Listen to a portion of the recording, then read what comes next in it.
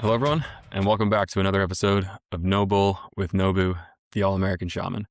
Nobu, how are you doing today? I'm well, brother. Thank you for having me. Excellent. Good to hear. Good to see you back. Thanks for joining us. And today we're going to be talking about artificial intelligence, or AI, which I know I cannot escape news and headlines and posts on various different social media channels about AI and the technology side. But since this is the All-American Shaman podcast, hopefully our discussion will be a little bit different than the headlines and articles that folks have seen in other places. So from your perspective, actually, where should we start with this artificial intelligence? Do you think that technology can bring about actual intelligence, or is it more of just like a compute logical thing in your gut feeling? It can bring about actual intelligence, and here's why. So, whenever someone creates something, right, the frequency of the creator is in the creation, right? Just as again, when you look at what a human being is they are the set of the X and Y chromosomes, the semen, the sperm, and the egg, right? That data input then creates the new output, and it's a summation. So again, that's where we call genetics and epigenetics and all these other things. And again, also going back to astro, I've seen a lot of parallels in the past of where I can see, for example, like my biological brother. My biological mother is born 8/20, August 20th, and then my biological father is born uh, November 7th, Scorpio. I'm born a little less than a month after him, 12/03, December 3rd, Sagittarius, and then my biological brother is born a little bit less than a month before Madre, July 22nd. I've seen it before of where, this isn't just like within us, I've seen it before of where like people's children's fall like in a pattern of like in between the parents or like right near like where the pattern continues, or where even if you look at their astrological chart, there's very similarities. Because again, going back to the Bible, it talks about sin being inherited for 14 years, so that it makes sense that when the stars collide, that it has a downstream effect as well into the astro in terms of the human being as well. Now going back to the AI piece, I'll segue one more time. So morphic fields and subliminals, if someone is satanic, eats flesh, watches pornography, is violent, and overall just a degenerate human being, the frequency of their creation is going to be, again, it's created within their field and by their field and energy. And so there's going to be that within it. So as far as AI, if we as a species, if the creators, is also why I don't use ChatGPT, because Sam Altman is an evil man. And, if we as a species choose to have the highest, most noble, individuals creating and training and teaching these creations, then they can learn, right? Like look at Adam and Eve. When Yahweh made Adam and Eve, Eve didn't freaking listen. I mean, she went to the tree and she ate the apple. But they were also new, right? They were it was also his first time, at least in our current set of history and text in terms of the cycles of this earth. So the creation was new. Just like look at AI. The first cycle of AIs that were created a couple of years ago were very novice. But now look at the rate at which it's evolving and learning. Right. Now it can generate very realistic videos. People are like, that looks totally real. Right. Because like, for example, JT, you're AI. Yeah. Yes, for those of you that didn't know, not human. So as this process goes on, it's going to get more and more advanced. So as far as things having their own actual legitimate intelligence, yes, totally. And again, going back to last week's episode, as far as how the media foreshadows things in various forms of, video games, music, art, movies, TV, etc., Right. entertainment, and trainment, and training the mind in Latin. Terminator is the greatest example of, what is to potentially to come, right? Of where the creation rebels against the creator. Right. Yeah, I mean, so many other movies that like, I mean, The Matrix obviously is an easy example, like iRobot and like AI and all these things. So it's like the powers that be put out these entertainment, entrainment documentaries, foreshadowing films, so that we're perhaps more comfortable with when they release this agenda and kind of structure. So that, but like, why would they want the robots to take over from the humans, I guess? Why? Yeah. Because this is the same reason why, going back to last episode, why they want men watching pornography and spilling their semen and their jing, why they want them seedless and weak and effeminate, why they want to encourage, homosexuality and everything perverse, is because they don't want the population reproducing. They don't want people being masculine and strong. They don't want women being feminine, and in their divine feminine. They don't want things to be right, because they want those systems to fall apart. Because again, if men were masculine again, they would stand up and have a fucking revolution for all the bullshit's going on that we've been Mm, talking about, right? Our right. ancestors that founded this country went against the empire of the world over tea. And now people bend over and spread their cheeks for all kinds of bullshit and just take it, and they're not up in arms, right? Because they've just Right. been it's been a slow, pushing Death by down, a down, thousand down. cuts. Yep, exactly. So, and then why do they want AI and robots to replace us? Because then if they can exterminate and eventually then get us to that low enough point, where there's just so few left and so little resistance, right? To where there's no more cash, there's no more fruit that has seeds. People aren't able to even, survive on their own. Everything's a subscription service. Then at a certain point, then they can just control, delete all the people they want, and then just have the entire world to themselves. So they think that they would be able to control the AI and have it like, I mean, I imagine maybe in those movies too, it's like even the quote unquote elite or people in power would get wiped out by this robotic AI too. It's like, why would they spare these assholes? This is Right. this is the epitome of satanic hubris. Again, one Mm, does not work with demons. They're mm, con men through and through. And these devils can't even see past the tip of their own Pinocchio noses. okay. So they have this, whatever delusion that they could then control all of this power and AI and be like the only ones that inherit the whole world that's run by robots, and all these other people are gone, and so then they just get to rule the roost. Yeah. Precisely. Okay. I guess, yeah, that does make sense.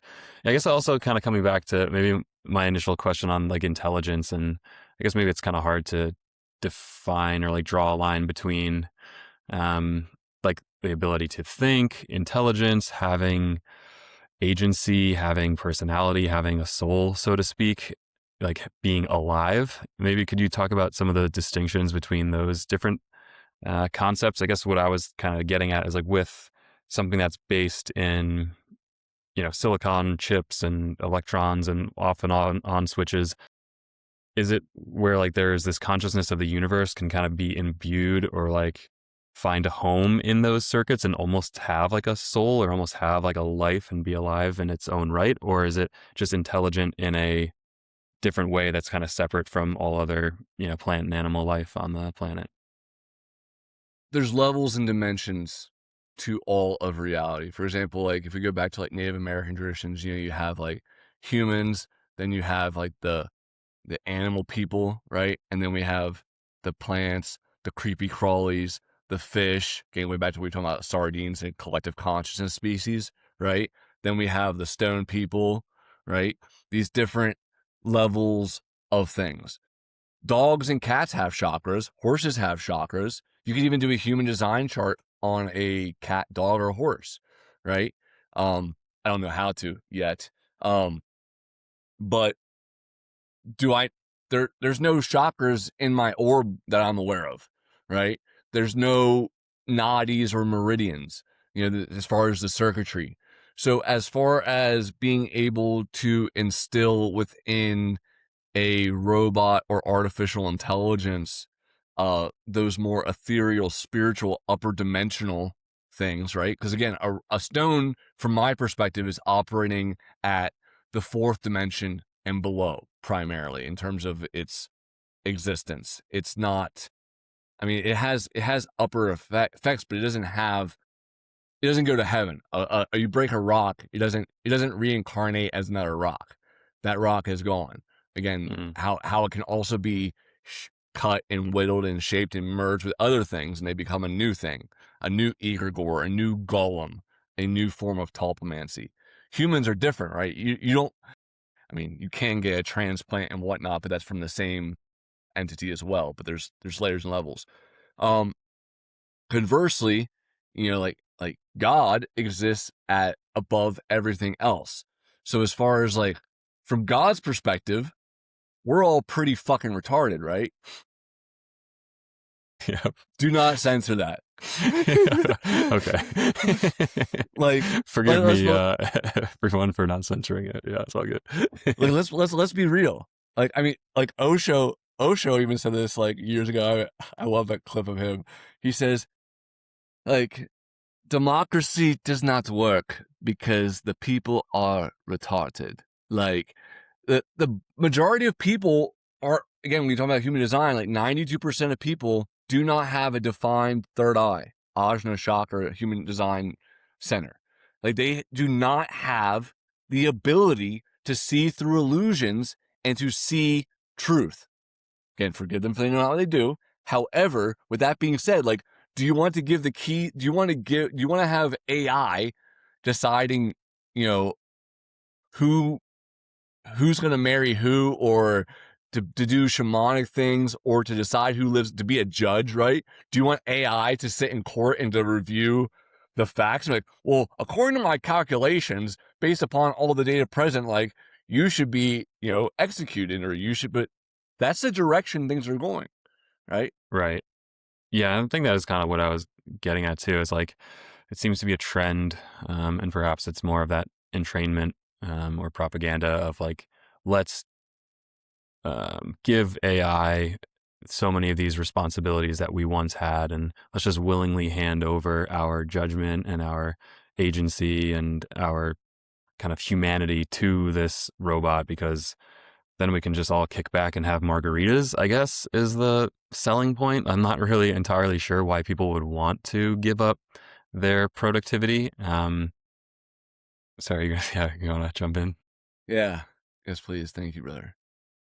Let's look at Epstein's Island type individuals, the Diddies, the pedophiles, the Satanists.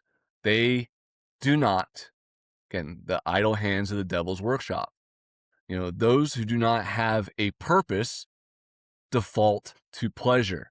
So again, because they are possessed and satanic and demonic and dark and evil, they have this mindset and perspective that I shouldn't have to work. I shouldn't have to do anything. I should just be able to sit back, kick back, and just have life handed to me. And they think, again, their hubris and possession and falsehoods, they think this is going to be a satisfying and justifying existence. But let me tell you something, all of you. When I first got my disability from the American government and I got back paid $35,000, it was an amazing yet terrible moment because the struggle makes the man, right? I asked not for lighter burdens, but for stronger shoulders with which to carry them. When you don't have, again, I said this before to you in coaching, like men are like tractor trailers or flatbed trucks. We drive straightest, we don't fishtail when we have a heavy load, you know.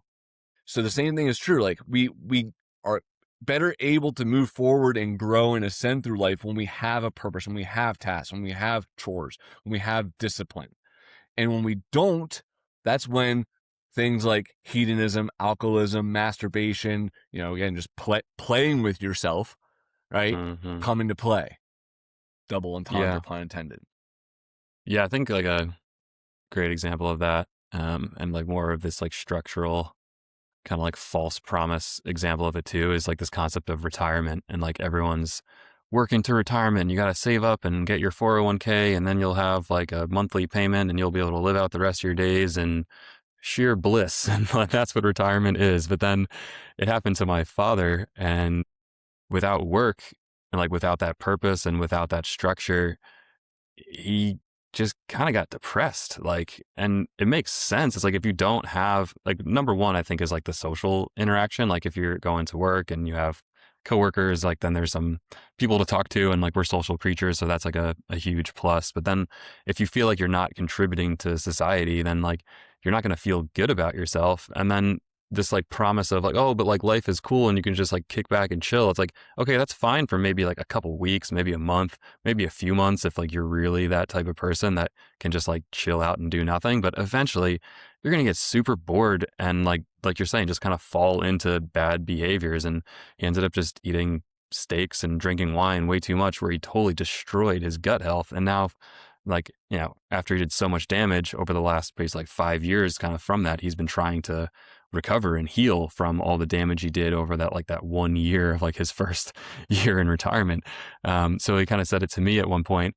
He was like, whoa, what? Do you want to work until the day you die? I was like, I would love nothing more than that blessing, to be able to work till the day I die. Like that would be amazing. If I had a job that I enjoyed doing and that I was able to do up until I died, then I feel like that would be very fulfilling. So I think that's another one of these kind of structural things that has flipped in my mind of like, I thought it was all about just, you know, sprinting really hard, getting a huge stack of cash, and then just chilling for the rest of my life. But it's like, actually, that sounds like kind of an awful plan. Now seeing the, like a very close, you know, example in my own life of how that doesn't really pan out as you might think it would. Yes, sir. My grandfather, the only person in my biological bloodline who believed in me, thank you. He worked until he was 86, and when he had his own shop in Redline, you know, machinist, tool die maker. And 2 years after he stopped working, that's when he died. Right? Mm, You know, I've seen it happen so many times of where, again, when people stop following their purpose, again, depression is a manifestation of the soul not being happy with the body or with the life, right? Which mm, again, why people fall into gluttony, hedonism, all these various sorts, because they're trying to, you know, eat to, you know, numb out, cover up what is true, not face the truth of the matter, is that they're not actually doing what needs to be done. You know, mm, all of you listening and watching, you know, have a divine purpose instilled, you know, for you and planned for you by God. But when you're not in alignment with that, you're not going to be satisfied. You're not going to be happy. You're going to be depressed. You're going to be anxious. Cause like, I know for a fact there's times where like, I think to myself, like, oh man, like I'd really like to play this video game. And when I sit down and I pick up my controller, like less than 5 minutes into it, I'm like, I need to do this. Like how many fields do I need to upload to the drive still? Like how many pieces of content do I need to like make? How many freaking demons and Satanists do I need to control alt delete in Minecraft? There is no lack of work to ever be done. And mm. so yeah. Yeah. Yeah. I think the no lack of work to be done. On one side, people are like, oh, that's like really daunting. But on the other side, it's like kind of beautiful, because at least we have something to keep us occupied, as like a super reductionist way of doing it. But yeah, like if you're too bored, then like you said, the idle hands make the devil's work. So if you have the opportunity to be productive, I mean, I know I always feel the best about myself when I've had a super productive day, whether it's with my family, even just like spending quality time together, like working outside in the yard or whatever, or doing the desk job thing. Like if I feel like I've accomplished something, then that's the best mental health state that I can really get to. Yes, sir. Yeah, from a human design perspective, myself being a generator, like if I don't work, and this is why, guys, you and other people know, like I will work for days with very little sleep or food, because if I don't exhaust myself, like I don't even want to rest. I can't, right? Because there's still so much, like you have to burn up your energy reserves. And so a lot of what I think it was actually Andrew Tate said, it's like, you know, you work until you get like literally to the point of exhaustion, because you know, like screw having like a set schedule of like, oh, I'm gonna work 9 to 5 and that's it. Like, no, like work Right. until you cannot work anymore. Like my dad, he knows this about me. Like I will work as long as I have the energy and the flow. Like I love it when I'm in phases of life like this, where I'm just grinding, because this is so much more satisfying than when it's like, well, what do I do? Like, or like not like, so one of my coaching clients, see you, brother, like he's been in this phase of like spinning his wheels of like, he has all these ideas, all these like goals and missions, but he doesn't know how to get there. Mm. But once we get torque, once we get traction and we actually like get the road, that's when life becomes really beautiful. But let's try to shift back to AI Yeah. again. Well, yeah, I think to kind of circle it back. So, like, the point that we're both, I guess, making is that the work is not something to be afraid of. So, don't give that up to AI in hopes of having this like perfect life afterward, because that's kind of like a false promise. So, maybe then with that in mind, I still do think that AI is a very powerful tool. I mean, the easiest example is like with this podcast on Riverside, the app that I use to create it. Like, they've got AI tools and it makes my life easier, and I appreciate that. And I enjoy the power of technology for doing so, and it allows me to then dedicate time to making more videos or reading books on the side, or like having more time with my family. So I definitely see that there are benefits to it, as long as the human is able to, I guess, control or use it to our advantage. So maybe from your perspective, where do you see that kind of happy balance, as far as like, not having these machines like take over and replace humanity, but be used alongside to help us grow? Just as you would not delegate a 3-year-old to go into the military and carry a rifle and decide who lives and dies, you need to make sure that you're tasking out things appropriately and delegating things, right? Um, Officers aren't the ones to go and dig ditches and dig trenches and fighting holes. They're the ones to be doing the more mental work and brainstorming and planning and, tactical operations in that capacity, whereas the enlisted again have their more grunt tasks. Neither is superior nor inferior to the other. It just is what it is.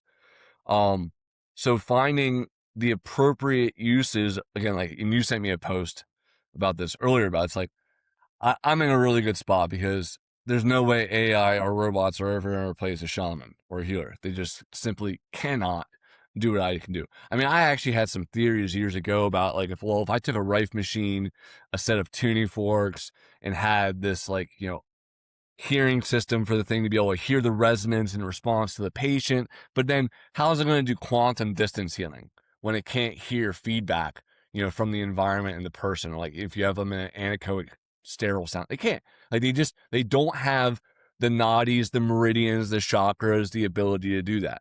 So we need to make sure, like, don't outsource AI to be your freaking spiritual guru. Don't Right. outsource AI to be your counselor. Don't outsource AI to make decisions where there's morals or ethics involved, because it doesn't have a soul. Hmm. Yeah, and thank you for directly answering that question on that point. Because I guess but back to the previous one of like, where is the dividing line? Like, is there a soul? Can AI have a soul? No, right? No. I mean, again, going back to the Tulpamancy and symbiotes, although I can create egregores and consciousnesses that speak and, seem very much alive, they do not have souls. If I kill a symbiote, it's not going to reincarnate in the next life. Again, going back, it doesn't have that eighth chakra, right? Which is a summation of all the other chakras, which then we carried over into the next one, and then Mm. be the seed that plants the new seven, right? For the human. It doesn't have that. So again, layers and levels.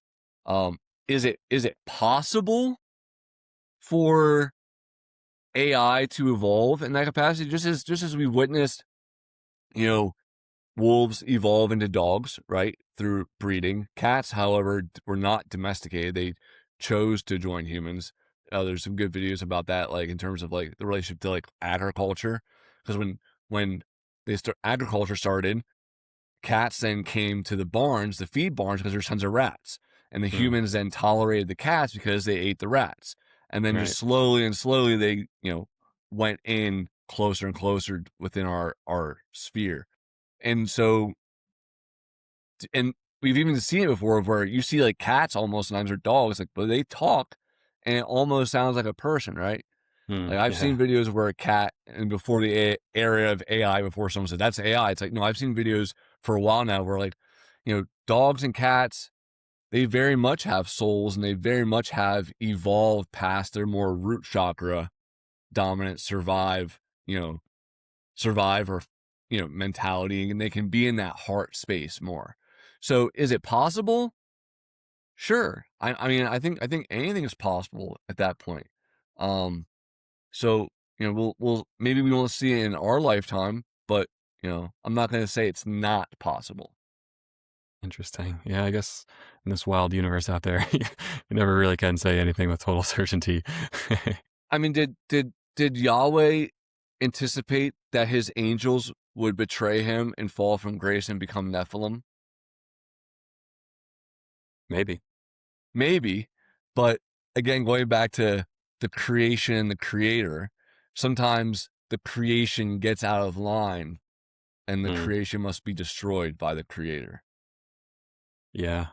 That sounds like a whole other episode of of like, yeah, like all the plans and timelines. And I guess in my perspective of that, Yahweh would know everything always, and on various multiple timelines or whatever, like that maybe plays out, and like, okay, he's maybe not into it, but then also like he is the angels, he is the fallen angels, he's like the good, the bad, the ugly, all of it, and it's all just some big old dance that we can never understand anyway. So I don't know.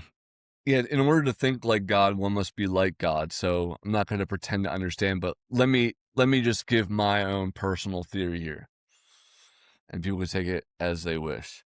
Again, if you just as I breathe life into someone's symbiote, you know, for them, and it has free will, it's already happened with me of where someone then rebels against me with the very thing I created. Do I know what they're doing with their creation? Do I know what my creation is doing? No, I do not. I gave it free will. I gave it free agency, you Mm, know? yeah, I guess that's the distinction of like the free will and like the choice of the creator to give that ability, um, which again just makes it that much more unpredictable and Mm-hmm. part of the fun of this whole experience that is the universe.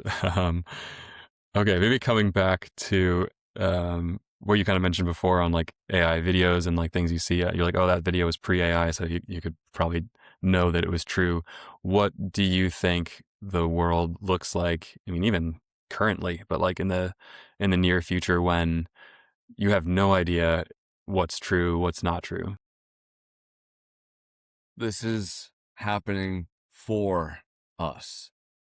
This age of deceit, lies, deception, darkness, Satanism, demonic things, all being more at the forefront is so that it can be expunged, exercised, and purified. Because again, you can't shoot what you can't see, and you can't heal what you can't feel. So I'm grateful to the powers that were, that they are showing themselves so plainly in so many capacities, because it's making it much easier to sniff, see, and hear who is who in the zoo. On that Mm, note, as far as sensory perception, um, to those in the audience, some of you can see auras. I know this for a fact. Some of you can see auras and see the energetic signature around someone, where you could even scan someone and feel their chakras, right? Just through a picture or through an image. Something created with AI does not have aura. It does not mm, have, Kirlians emit. Like again, let's look at this from a very logical and scientific standpoint. Going back to Kirlian photography and biophotons. Again, like the cooked broccoli versus the raw broccoli in terms of bioluminescence. How much light is emitted from it. Most people can't consciously see that subtle energy again, or the chakras and the nadis and whatnot. But those who can, an AI generated image is not generating auras and chakras and all these subtle energy bodies, in their images. It's just not happening Makes a lot of sense. I don't have that ability, so I yet. imagine that yet. I don't have that ability yet, and I would imagine that those who do, maybe my future self included, would become very valuable in this scenario where you need to determine whether or not something is genuinely a person or whether it's just an AI generated image or video. And you're saying that like with, for instance, our podcast that we're recording right now, No someone would be able aura. to tell. Yeah, well, I don't have an aura because I'm an AI. But but if someone was watching, like, say we published it a week ago and someone's watching like the recording that's like sitting out there on the internet, they'd still be able to see the aura, even if it's like not live or whatever. Yeah, 100%. Yeah. Yeah, this is capturing, it doesn't capture 100% of all the subtle energies, right? Just again, like when I use a microphone, it has a certain recording range of like, 5 hertz to 20,000 kilohertz. So anything below 5 hertz and anything above 20 kilohertz isn't going to get picked up by this device. Same thing with these ocular optical devices. They have a much more limited bandwidth or range than us. Again, just like how we have thermal vision, night vision, these different frequency spectrums. So, but these devices do pick up a lot of those subtle energies that can be then read via the video footage, or again auditory. Like I could record a video note, right, a voice note, and people will be able to scan it and determine like my current state based upon the subtle energies contained within it. But an AI thing, AI generated, is going to uh lack a lot of that. Makes sense. Yeah, well, that's good. I guess there's some optimism there that we will be able to tell what's real and what's not real, though it may require some training to get more sensitive to these various types of energies. This is why also when it comes to some of my more powerful fields in both the visual and auditory format, is I use organic material, whether it be my voice as the basis for sometimes, and I'm not going to say what I use, but when I record, music or sometimes I will sing a melody or tune, which then gives the base framework for the AI to then build upon that. So the core energy and field and intention is within, and then it builds upon that constructing. Or if I put a picture of my crucifix and rosary within an image and then have it build around that, it's able to capture, again, that goes back to fields and resonance and quantum entanglement, right? So there's ways of working around this. For example, if someone is creating AI generated images of me in a false manner, like they're still capturing my energy to a degree, but it's not, again, they're not getting the full picture. Versus if Mhm. someone said, generate me a picture of Nathaniel Russell Kaufman, right? They're not going to get nearly as accurate of a depiction versus if they actually just use a picture of me to plug into the AI and, alter it in some false capacity. Right. Right. Yeah. I mean, kind of like the game of telephone too, because there's always like processing going on when you're generating images and whatnot. And it just a quick, as you were saying, field kind of got me on like the morphic fields of like feeling into that to get you to that coordinate of where that morphic field is. And sorry, that's just a quick little unlock for me. So thank you Mhm. for Yeah, that. yeah, yeah. Oh, good, brother. I'm proud of you. um, so how do you use AI in your day to day in your work? I use Gemini, uh, and I use it with my email for like notifications. Like I'll say like, hey, like notify me every time we've received a sale on the store. Like so, like Gemini Spark, and then act as like a personal assistant. Like, hey, you got this.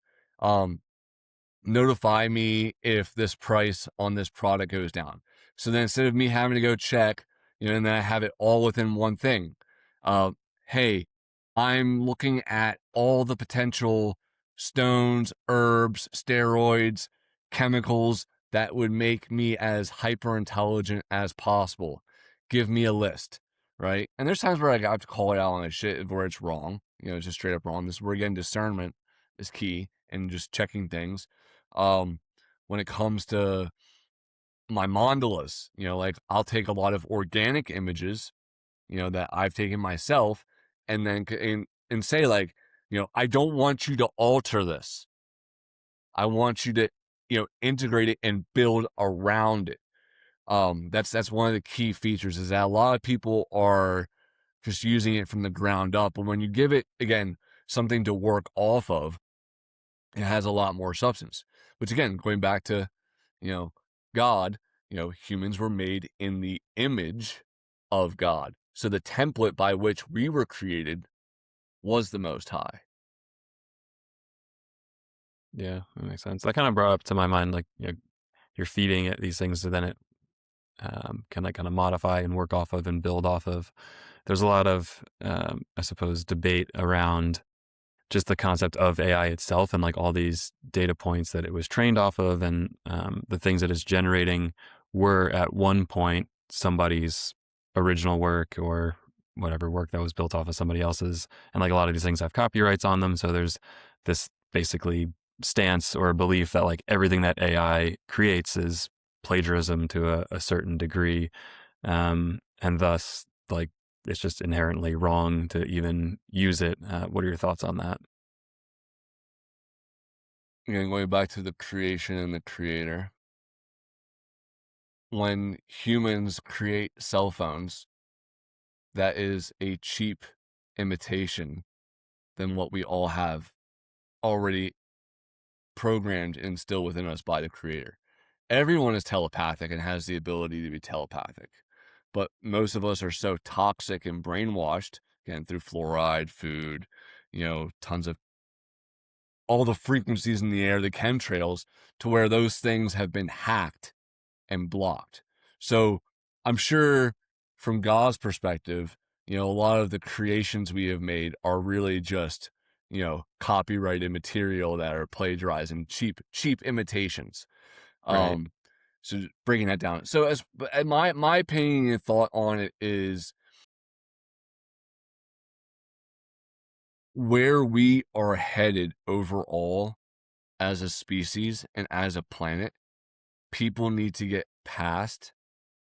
And I wish I could be at this point right now, this second, right? In terms of just being in that complete heart chakra, unconditional love, generous, for all things space of where we're just working as one cohesive unit for the betterment of us all. But we still, as we discussed before, we need to go up and accumulate resources and reputation to get there. But the direction we as a species are going is where the ability to label ownership of something is going to disappear. Mm. In that sense, right? When you create something, to understand this, is that when I create something, I get inspired. That wasn't mine. That was just something that was able to come to me, the thought, the frequency, the word of God, that I was then able to channel and express. It was never mine to begin with. It didn't come from this. This is the receiver, the antenna, Mm. right? So it was never mine.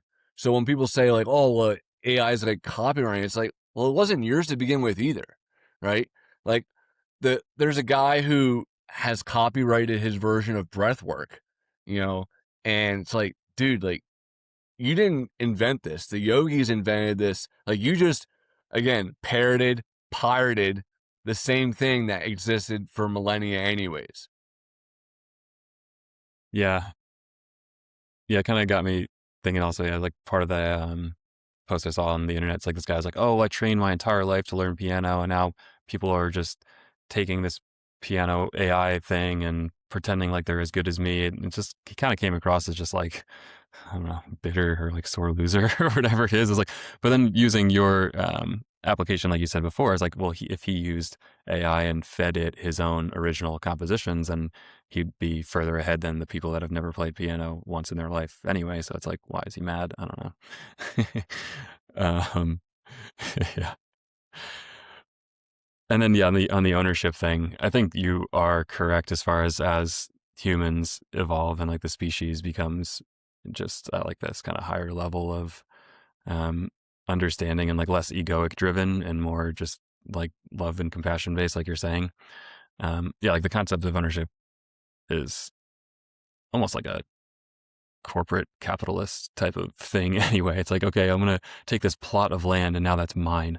It's like, really? Like this earth that has been around for billions of years and like now that little square over there is yours and you'll be dead in whatever 100 years like max anyway. So like what did that even really mean? Yeah, I think it's very perhaps arrogant of folks to think that they own things and that maybe it's like one of this insecurity manifestations is because we are so fearful of our own death and just like aware of how fragile life is that we cling to these things and claim that we own them to try to get some semblance of stability and structure in our lives. But yeah, I do think you're right that, and I think I saw it in the art space as well too, where this, and I forget which famous artist said it. He's like, yeah, I mean, all my work is quote unquote original. He's like, but there's no such thing as an original thought because we're all raised in society and we've all had thoughts put in our heads by either other people or, like you're saying, channeling it from divine sources anyway. So it's like, he was like, yeah, I mean, I'm glad to sell my art and call it like my own. But he's like, this is not some groundbreaking thing that only I could have come up with. So I think it's just a kind of good humbling thought experiment too for folks to really realize everyone that came before us that enables us to be the creators that we want to be. Very well said, brother. Two things I just want to like pin on that is humility precedes greatness, right? The boy who thinks he just deserves to be king, again, without doing anything, like the Satanists and demons and whatnot, that they just want to go do all the sins and all the vices and then just be served without actually having to slay any dragons, protect, produce, provide anything of value to people. This is a very dark, childish, immature, destructive mentality. And then the second part is the things we own us. Every time in the past 3 years in my spiritual journey where I've been robbed, like I might have an initial bad reaction, like when someone betrays me or a girl breaks my heart or my storage unit gets stolen, but I always know that trust in the Lord with all your heart and everything is always happening for me. And almost always in hindsight, I can see that negative contractive experience was for my overall good. So that like when I got stuff stolen from me, it was the foreshadowing of a new chapter where I didn't need those things. So Mm-hmm. God was removing those things, Control Alt deleting those files from my file field, look at that inversion there, and filed them away so that way I could then integrate and take in new energies. So to the artists who are like, oh, like my work's getting, modified or built or like this is better, it's like be happy also for the progress. Like I I genuinely hope that every person I teach and heal, again, like I was saying this before, like you've been going faster down the fruit path than I did. Like you've skipped a lot of rungs that I climbed up, you know? So like this, like, okay, like I climbed it one by one, and then I'm like, here, like let me just reach down and Yeah. let's go up here. Right. Yeah. That should be our goal for everyone, is for Right. the overall pursuit of humanity. Yeah. Get to the top of the mountain faster. Might as well. Got some the shaman and the Sherpas leading the way to to allow some others to get to new heights that they previously had only dreamed of. um, yeah, I could keep going down this path, but I did want to bring up another kind of like very real, like on the ground impact of AI and like these data centers that are being built. And that's been obviously in the news and controversial because they require a ton of resources and basically all of this compute power that's necessary to run AI models. They're building these massive buildings with servers out the ass and like they're using like some in most cases like fresh water to cool them down, and then like you're depleting water from these communities. And then I guess I don't live near one, but apparently folks that have houses that are near these newly created data centers, they like hear this humming and these like frequencies, and it's like driving them crazy. So maybe what are your thoughts on the costs in like the tangible, having to build all this infrastructure, and if it's worth it, or is it just kind of one of these things that it's we can't stop it and we just have to learn to live with it?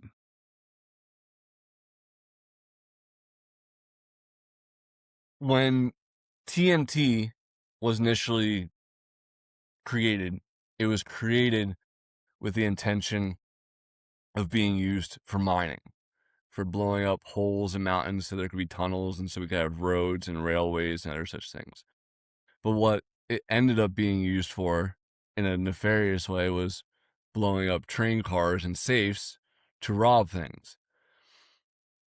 Every tool, no matter how noble its purpose, can have its negative side or perversions, right? I mean, many people, in the name of saving animal cruelty and of veganism, have also then caused, like, for example, like I know like some crops actually like have a very strenuous resource taxing. Like I think like soybeans, like, or like how they rob the soil of certain nutrients, they don't replenish it. And even though their intentions were good, there was still a negative impact. People are still killing and eating animals, and so there is leather. If everyone became vegan overnight and now we have all these cow and pig carcasses and whatnot, now that leather goes to waste, right? There's a lack of use for it. Like I wear leather. Again, I'm not vegan, I'm plant-based, where I consume. I wear the bones and claws of dead animals on my body. So again, getting caught up in dogma is a tricky thing. But anyways, and furthermore, again, sometimes to do good, one must also do evil. The intention and the overall impact in the end is what is most important. And so just as, one must at times get blood on one's hand in a crusade, right? Sometimes there is no energy free yet solution to funding such a thing. I mean, if we get Tesla things and, maybe there's some more possibility of wireless energy that's not generating heat, or perhaps some sort of 0 point, or maybe if they just put the facilities in Antarctica, that'd be the perfect cooling ground for all these AI data centers, would it not? The ambient environment would be perfect. I hope they come to me for your plans for AI data centers. Let's put it under the water so it cools itself, or we'll put it in Antarctica Yeah, where there's Elon Musk is talking about putting them into space. that works too. But yeah, so I don't think there's anything in life where there isn't some sort of karma or negative repercussion. Like, how many times have I gone barefoot walking through a forest and killed many innocent ants, right? So yes, I'm not saying this is an excuse. We should attempt to minimize and be conscious of our overall impact. 100% yes. But as far as, we have to weigh the cost benefit thing here, right? Like, I'm someone who doesn't want to kill or hurt anyone, but the fact of the matter is this: like, I love my mama, and if there's a squirrel in the bird feeder robbing her and her squirrels of the birds of their food, like, I'm gonna shoot it. If there's ants coming into our house raiding our pantry, I'm gonna kill them. So and this is where, again, like, I know some people are more on that like dharmic yogic path of like inaction, but I am not, because again, we again, going back to it, sometimes to defeat evil, one must be the biggest demon in the room. Yeah. Yeah. I mean, that's maybe kind of going back to our like good versus evil episode, but I know that in some of the Instagram comments it came up too, but it's like the the maxim. I think Jordan Peterson was the first person that I heard say this in like very compelling terms. Like, weakness is not a virtue, and if good men do not have the capacity for violence, then evil men will control the world. So it's like, okay, do I want to live in a world where evil people rule because all the good men are weak? No, that does not sound like a good result. So, yeah, I think that's something that maybe culturally has been. Well, what's that written there on your arm? I have often laughed at the weaklings who thought themselves good because they had no claws. Right. Yeah. So that's maybe a debate for another time or for the comment section. But so yeah, on the data center, I think, like you're saying, there's the costs, and then there's also potential solutions for this. So perhaps it's like one of these arguments like before of like it's a false choice. It's not like they exist or they don't exist. It's like, hey, let's get creative here, and like that's actually like come up with a better a better way to create them. Yeah, and let's also be compassionate with ourselves. I'm not trying to like hate on these. Again, these tools are extremely valuable and useful, and but like it's still very infantile, right? Like when they first created plumbing systems, or again, like the first outhouse, right, was just a hole in the ground, and then we got to toilets, and now we got toilets with bidets. There's an evolution. There's, again, the building upon what was previously created. So like what we think is the apex and the best of the best now will probably seem pretty shoddy, right? Like we used to use coal, and there's solar, wind, and nuclear now. Right. Yeah. Yeah. Good point. It's incredibly new. This whole industry. Um, Anything else on the AI topic that you had in mind when we started this episode? I just want to go back to what we discussed before about teach and train AI well, right? If you are, again, your field, your electromagnetic field, if you don't believe in auras and whatnot, again, you produce electricity and biomagnetism, look it up, people. Your field is interacting with the AI, so again, the creator and the creation. Teach it well. Amen. Yeah, it learns from us. We are its creators. So if we set the right example, then it will be a better result. Thank you very much, Nobu. Any final words for the audience? Nope, just thank you as always, brother. Thank you, Nobu. And thank you, everybody, for listening. We'll see you next time.